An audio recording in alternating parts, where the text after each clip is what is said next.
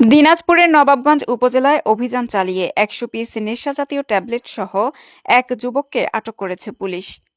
থানা সূত্রে জানা যায়, গত ২ মে ভোর আনুমানিক ৪টা ৪৫ মিনিটে নবাবগঞ্জ থানার এসআই মোহাম্মদ এমদাদুল হক সঙ্গীয় ফোর্স নিয়ে রাত্রিকালীন ডিউটিরত অবস্থায় ভাদুরিয়া বাজার এলাকায় অবস্থান করছিলেন। এ সময় গোপন সংবাদের ভিত্তিতে পুলিশ জানতে পারে, এক মাদক ব্যবসায়ী বিরামপুর এলাকা থেকে মাদক সংগ্রহ করে দাউদপুরের দিকে বিক্রয়ের উদ্দেশ্যে অটো চার্জার ভ্যানে করে আসছে। সংবাদের ভিত্তিতে দাউদপুর ইউনিয়নের পরমানন্দপুর এলাকায় অভিযান চালালে পুলিশের উপস্থিতি টের পেয়ে ওই ব্যক্তি পলানোর চেষ্টা করে। পরে ধাওয়া করে তাকে আটক করা হয়।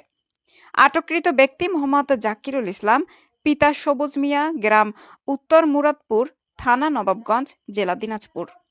পুলিশ জানায়, আটক ব্যক্তির দেহ তল্লাশি করে তার প্যান্টের পকেট থেকে ১০০ পিস ট্যাপেন্টাডল ট্যাবলেট সহ উদ্ধার করা হয়।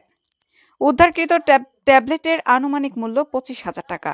এই ঘটনায় উপস্থিত সাক্ষীদের সামনে জব্দ তালিকা প্রস্তুত করা হয়েছে এবং আসামির স্বাক্ষর গ্রহণ করা হয়েছে।